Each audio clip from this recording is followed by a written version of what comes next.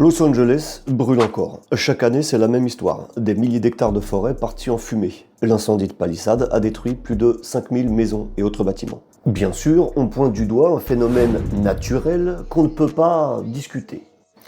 Et si je vous disais que ce n'est peut-être pas le seul, ni même le principal responsable?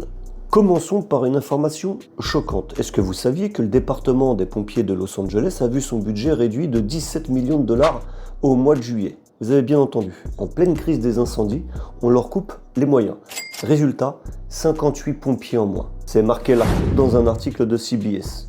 Maintenant, on va parler d'un autre problème majeur, l'approvisionnement en eau. Lors des incendies récents, l'un des 3 réservoirs de Los Angeles, celui de Santa Ynez, qui aurait pu fournir une aide précieuse aux pompiers, était vide. Pourquoi? Parce qu'il était en maintenance. Alors que la ville fait face à des incendies récurrents, on n'est même pas capable de garantir un accès à l'eau pour les pompiers. À quoi sert une infrastructure si elle est inutilisable au moment critique? Des dizaines de bouches d'incendie se sont donc retrouvées sans eau. Et les assurances dans tout ça?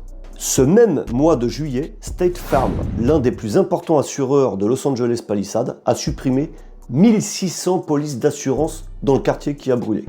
Ça, c'est un extrait de l'article de CBS. Cerise sur le gâteau, ce sont 800 détenus qui ont été envoyés en première ligne pour pallier au manque de main-d'œuvre. Alors moi, je pose ça là.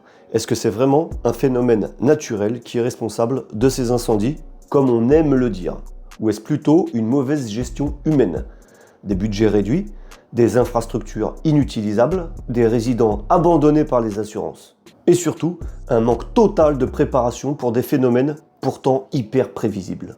À bon entendeur.